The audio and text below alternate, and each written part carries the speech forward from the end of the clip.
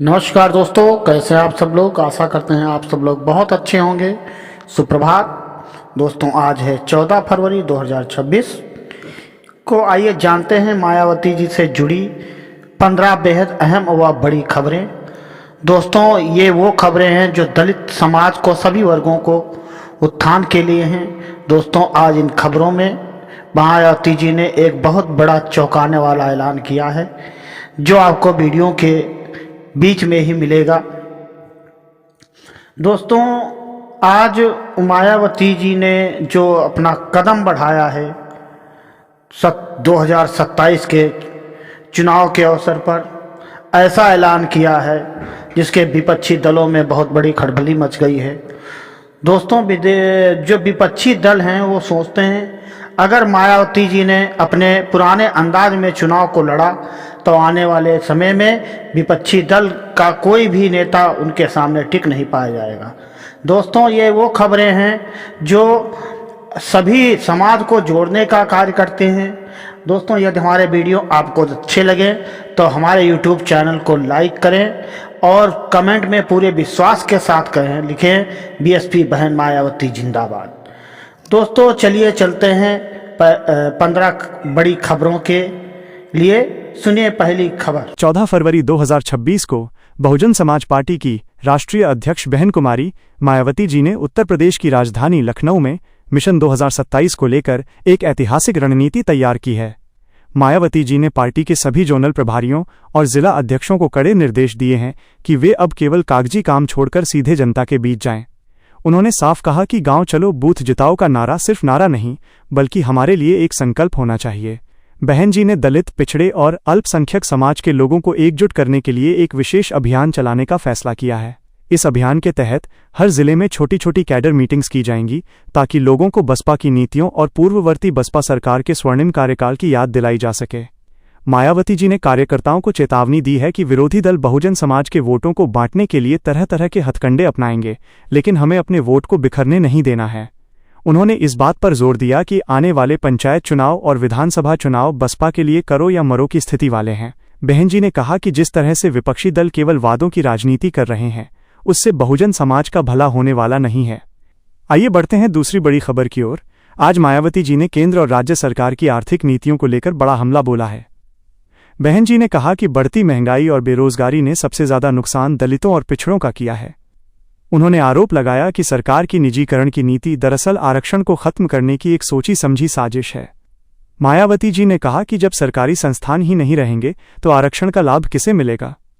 उन्होंने मांग की कि सरकार को तुरंत रिक्त पड़े बैकलॉग पदों को भरने के लिए विशेष भर्ती अभियान शुरू करना चाहिए। बहन जी ने यह भी कहा कि आज का युवा रोजगार के लिए दर दर की ठोकरें खा रहा है, लेकिन सरकार केवल बड़े पूंजीपतियों के कर्ज माफ करने में व्यस्त है। उन्होंने बसपा शासनकाल का उदाहरण देते हुए कहा कि हमने लाखों युवाओं को सरकारी नौकरियां दी थीं और कभी भी किसी भी जाति या धर्म के साथ भेदभाव नहीं किया। मायावती जी ने सरकार को चेतावनी दी कि यदि युवाओं को रोजगार देने की दिशा में ठोस कदम नहीं उठाए गए तो बसपा पूरे देश में आंदोलन छेड़ने के लिए मजबूर होगी। आइए बढ़ते हैं तीसरी बड़ी खबर की ओर। आज 14 फरवरी 2026 को बहन मायावती जी ने उत्तर प्रदेश सरकार के हालिया बजट 2026-27 पर अपनी तीखी प्रतिक्रिया देते हुए इसे लोकलुभावन और आंकड़ों का मायाजाल करार दिया है। लखनऊ में आयोजित एक प्रेस कॉन्फ्रेंस के दौरान बहन जी ने कहा कि सरकार ने इस बजट में बड़े बड़े वादे तो किए हैं, लेकिन धरातल पर दलितों और पिछड़ों के कल्याण के लिए कोई ठोस कार्ययोजना नजर नहीं आती।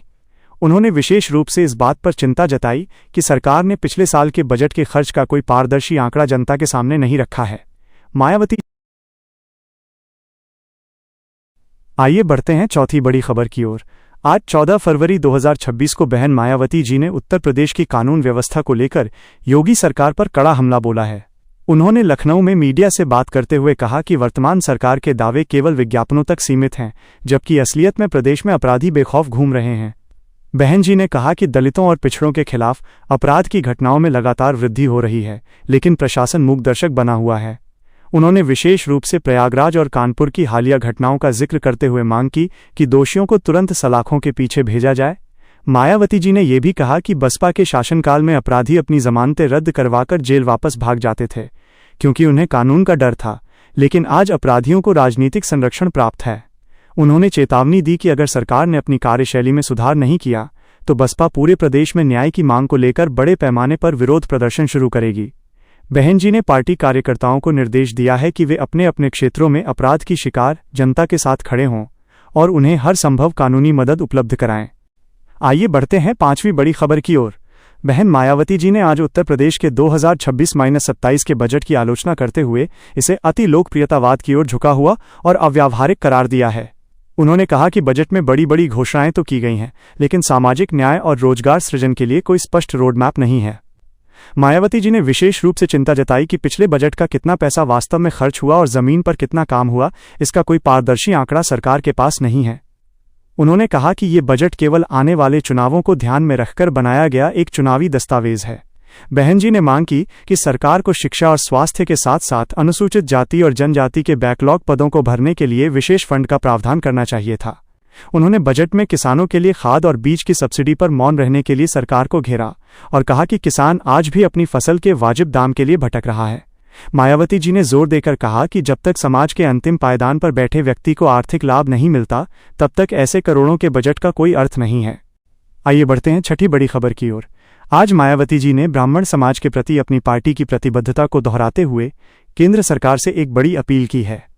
उन्होंने सोशल मीडिया और डिजिटल प्लेटफॉर्मों पर ब्राह्मणों के अपमानजनक चित्रण पर गहरी आपत्ति जताई।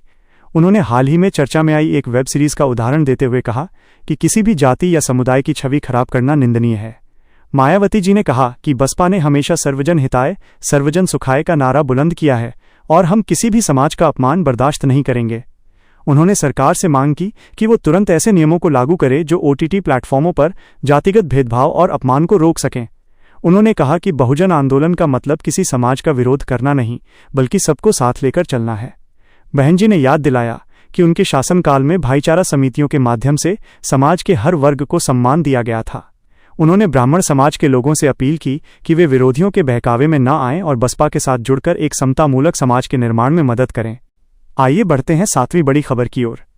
बहन मायावती जी ने आज पार्टी के वरिष्ठ पदाधिकारियों के साथ एक गुप्त बैठक की, जिसमें 2027 के विधानसभा चुनावों के लिए उम्मीदवारों के चयन के पहले चरण पर चर्चा हुई।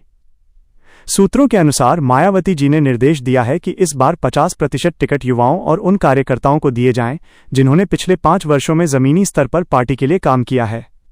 उन्होंने साफ कर दिया कि जो लोग पार्टी बदलकर आते हैं उन्हें केवल विनेबिलिटी के आधार पर टिकट नहीं मिलेगा, बल्कि पार्टी के प्रति उनकी निष्ठा की भी जांच होगी। बहन जी ने इस बात पर जोर दिया कि बसपा अब अपने पुराने और वफादार कार्यकर्ताओं को वापस जोड़ने के लिए एक विशेष अभियान शुरू करेगी। उन्होंने जिला प्रभारियों को निर्देश दिया कि वे हर विधानसभा क्षेत्र से 3 संभावित उम्मीदवारों की सूची तैयार करें और उनकी छवि का सामाजिक सर्वे कराएं। मायावती जी ने स्पष्ट किया कि बसपा का लक्ष्य केवल चुनाव लड़ना नहीं, बल्कि एक मजबूत और स्थिर सरकार देना है जो बाबा साहेब के सपनों को पूरा कर सके। इस फैसले से बसपा कार्यकर्ताओं में काफी उत्साह देखा जा रहा है, क्योंकि अब जमीनी काम करने वालों को आगे बढ़ने का मौका मिलेगा। आइए बढ़ते हैं 8वीं बड़ी खबर की ओर। आज मायावती जी ने उत्तर प्रदेश की शिक्षा व्यवस्था में हो रहे बदलावों और विशेष रूप से विश्वविद्यालय अनुदान आयोग UGC के नए नियमों पर अपनी तीखी प्रतिक्रिया दी है। उन्होंने सुप्रीम कोर्ट द्वारा UGC के कुछ नियमों पर रोक लगाए जाने के फैसले का स्वागत किया और कहा कि यह सामाजिक न्याय की जीत है। बहन जी ने कहा कि विश्वविद्यालयों में आरक्षण के नियमों को कमजोर करने की किसी भी कोशिश को बर्दाश्त नहीं किया जाएगा। उन्होंने आरोप लगाया कि उच्च शिक्षा के संस्थानों में जानबूझकर दलित और पिछड़े वर्ग के प्रोफेसरों की भर्ती रोकी जा रही है। मायावती जी ने उत्तर प्रदेश सरकार से मांग की कि राज्य के सभी विश्वविद्यालयों में आरक्षण का कड़ाई से पालन किया जाए और रिक्त पदों को तुरंत भरा जाए।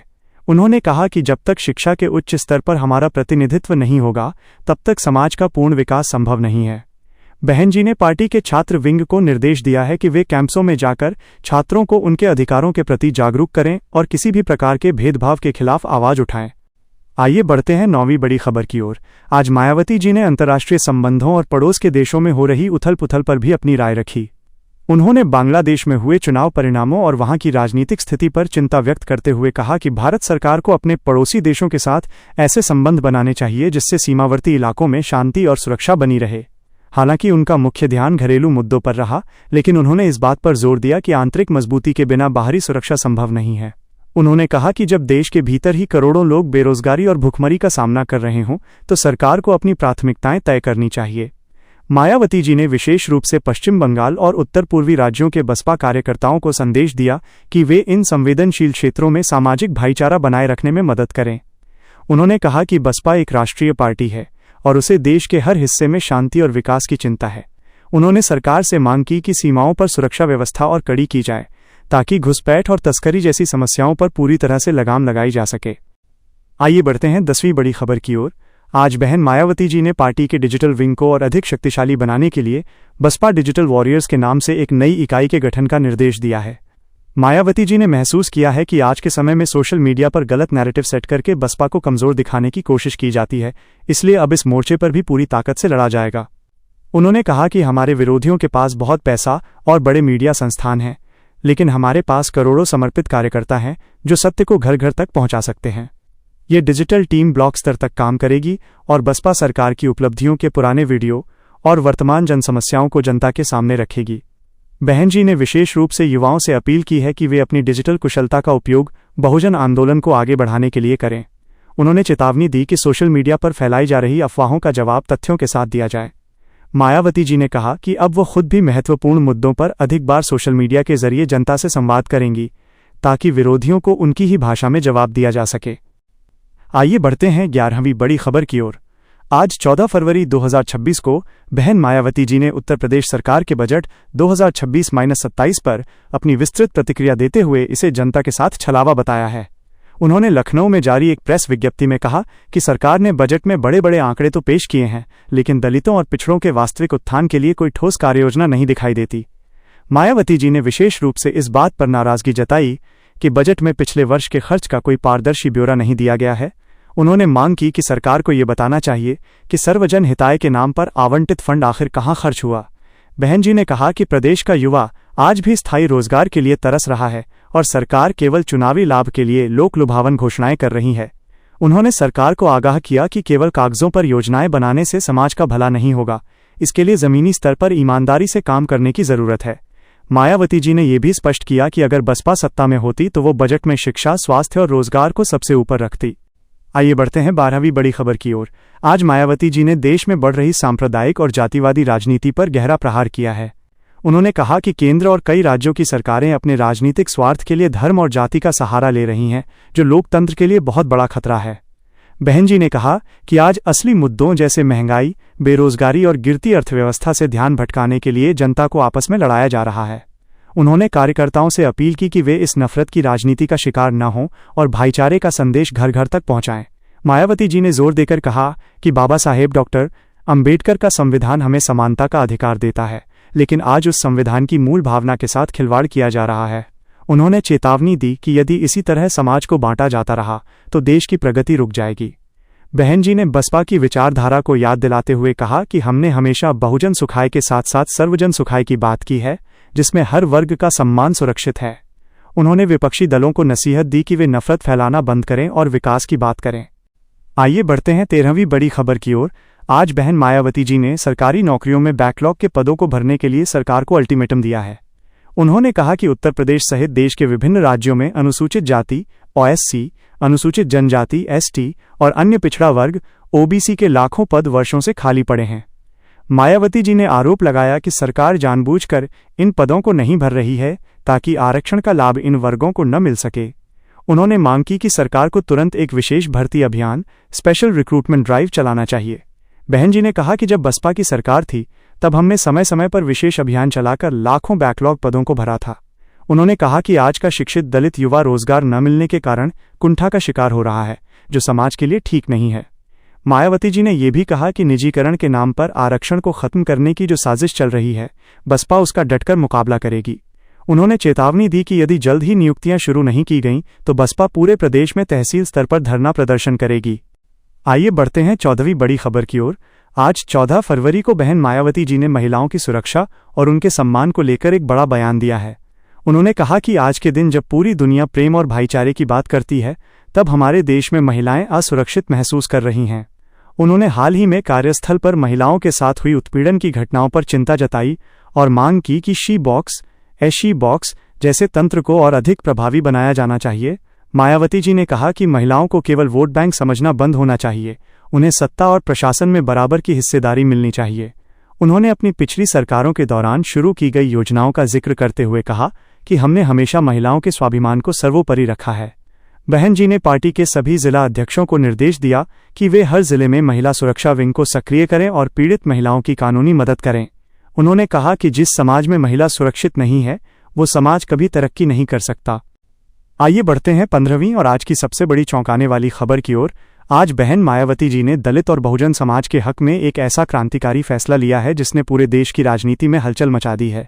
मायावती जी ने घोषणा की है कि 2027 के विधानसभा चुनाव में बसपा किसी भी बड़े या छोटे दल के साथ गठबंधन नहीं करेगी और अपने दम पर चुनाव लड़कर पूर्ण बहुमत की सरकार बनाएगी।